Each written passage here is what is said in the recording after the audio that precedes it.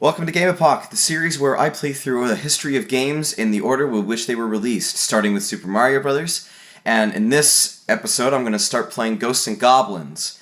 It was originally released in the arcades in 1985, and then the most popular version that was played was released on the Nintendo, I think the next year in 1986. It was made by Capcom, and it was actually designed by a guy named Tokuro Fujiwara, who apparently went on to produce and helm pretty much every Mega Man game that was released on the Nintendo and Super Nintendo.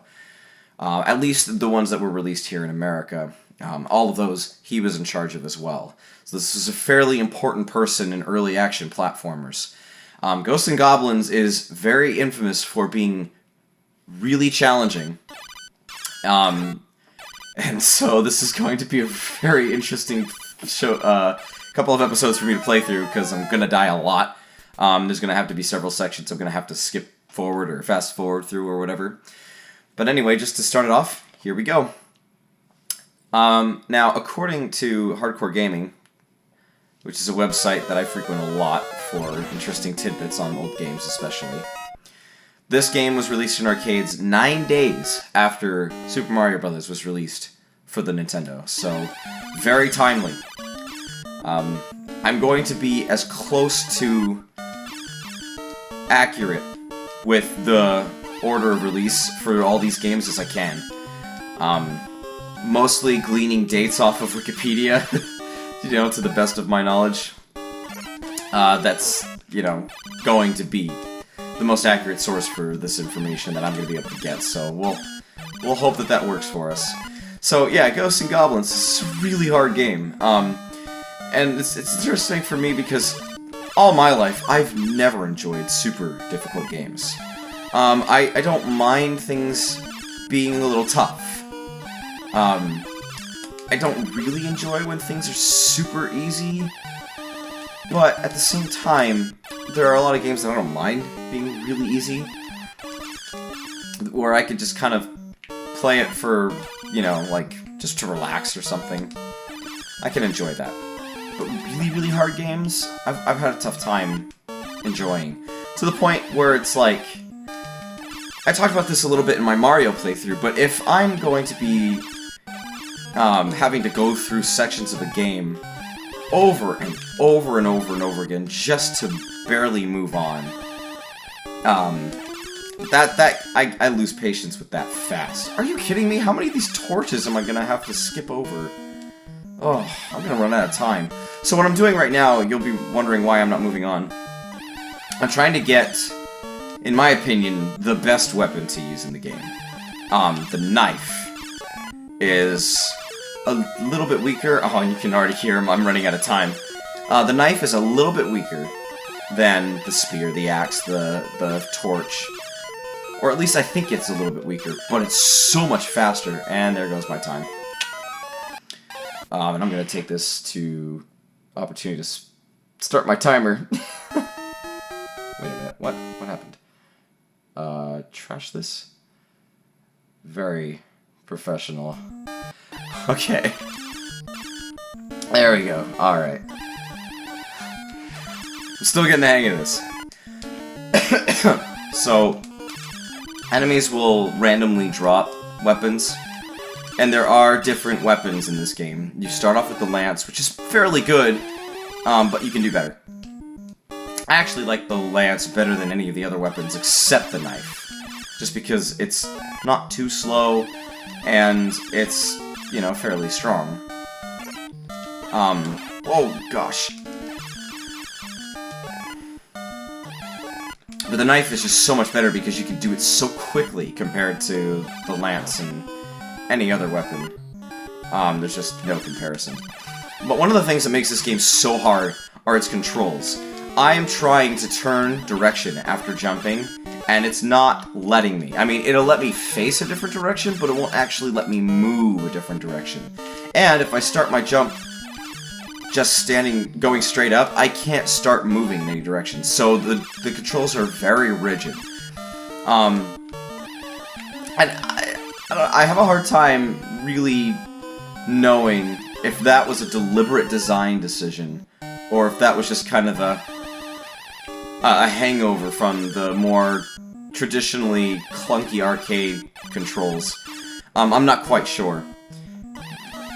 Like, when it comes to a game like Castlevania, it feels like a design decision, because all the levels and monsters and everything else about that game was so tightly designed around that gameplay mechanic, where the controls were really stiff, and enemy placement was perfect to take advantage of that and to force you to be patient, take your time, and figure out how you're going to get through a section. There goes another life. When you die, you turn into a pile of bones. It's a little bit morbid. And then this section just here, this actually does show you the whole range of where you're going to go in the game. But with this game, I don't know, I have a bit of a hard time. I feel like they just kind of threw the game together, and it was left buggy and kind of poorly planned. I mean, that's the impression that it gave me, but that's just my impression of it. So, you know, there's nothing official about that. Oh, there it is! Here's the knife. Much better. Look how much faster that is. So nice. What a nice weapon. And which is funny, because in Castlevania, the knife is all but useless. Anyway, so this is gonna be... Hopefully, I won't be so, unfortunate, enough to run into another weapon before it's time, because I don't want to lose this knife and have to spend the time re-getting it. I'm about to walk up on the worst enemy in this game. This guy is such a pain in the butt, but I'm gonna try to... Yeah, okay, I hit him, you could see that I made contact, you run away, and I think you can despawn him. I did it, I made him go away. Those things are the worst, because their movements are the definition of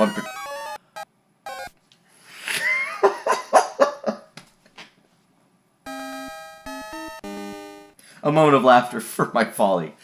Oh, man. Okay. That was embarrassing. I get rid of the stupid red Akinar, whatever that thing's called. I don't even know, Red Devil. But, oh, don't even.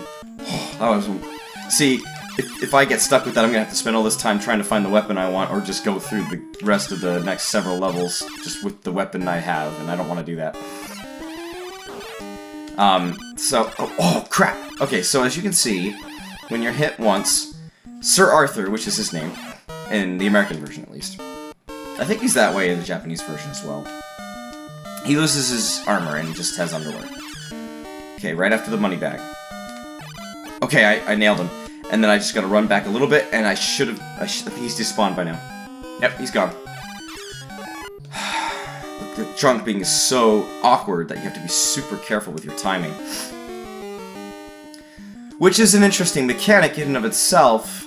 It's just whether or not this game was really designed for it. It's just, everything just seems kind of glitchy and buggy to me, so I have a hard time really giving these guys...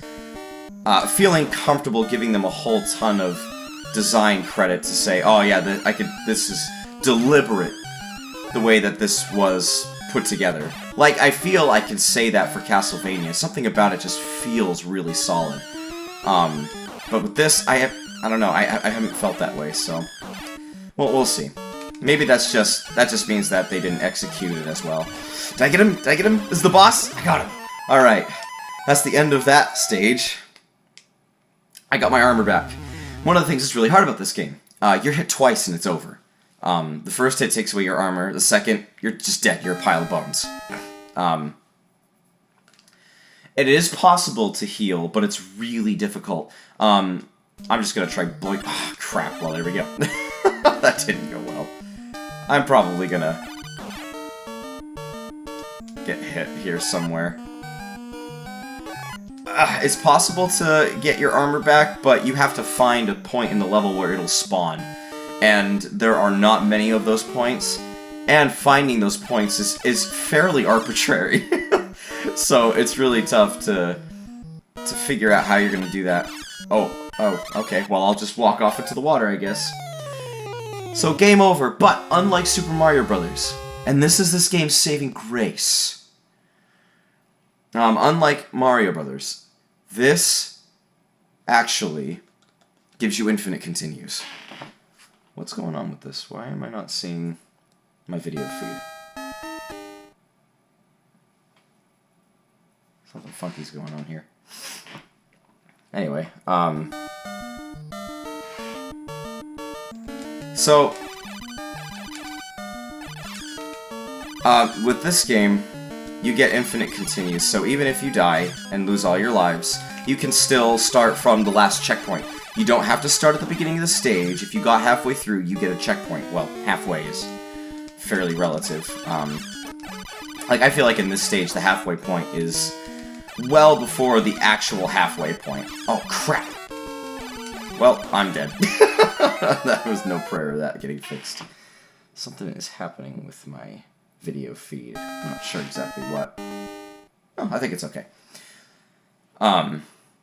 And so, for example, this started me here, not at the beginning of the stage, and that will start me here forevermore, for as long as I die and continue, which is nice. It means I don't have to go through all that tower stuff at the beginning, again and again. I really do appreciate that about this game. It makes it bearable. If it wasn't for that, I would never in a million years get past the first or second stage in this game. Because A, I don't know that I could ever get the skills to do so, and B, I would never have the patience, because this game is... I don't know, like, the better I get at it, the more I kind of enjoy it, but generally speaking, I don't have fun playing this game. Like, it's hard for me to feel really satisfied being it, because I feel like I just got lucky. And unfortunately, it's not unjustified to say that, because there is a sense of randomness to a lot of these enemies, to their movements and where they spawn and exactly how they move around and stuff. Especially those red bad guys. Those things are a nightmare because they're so erratic. You can kind of get a rhythm and figure out how to move them, but even then, and I've been practicing those things like crazy, and I still have a rough time getting those things to go where I want them to go. So, ugh. But yeah, this game is the definition of brutal. You can go in certain pathways and unintentionally activate enemies that you wouldn't have had to activate if you didn't go the correct way the first time. And all sorts of stuff like that. Now, this is no Ninja Gaiden, and I'll get to Ninja Gaiden when I play it, but, I mean, that game is, I think, harder than this game. Despite it also having infinite continues, it's even more punishing. Excuse me, because if you die in certain situations, you don't get the same, oh crap, you don't get the same, graces with your continue. And I'll go into that more when I actually play the game, because it's really quite something cruel and unusual. But anyway, with this, you gotta really get a feel for the controls and the oh, I'm dead. Dang it, I'm gonna have to go through all that again. This may be my least favorite stage, before 5, because 5 is just a monstrosity, and 6 is the hardest. Or is it 4 and then 5? I can't keep them straight. These things, I mean, you can tell if you've been watching that they're coming out of different windows every time. I mean, that's just... The randomness is so uncool. It makes it so much more difficult, just because you kind of have to wing a lot of these sections and just say, well, I hope I can get through this. Anyway, so this episode is, running a little bit long, so I apologize for that, but my timer just went off, so I'm going to pause it right here and hopefully finish this level really quickly in the next episode. So thank you for joining me in GAMEpoch. This is the first episode of Ghosts and Goblins on the Nintendo. It was originally released in arcade, but this is the Nintendo version, which is the one most people played. And thank you for joining in. I'll see you soon, and I'm MystikDan signing out. Bye!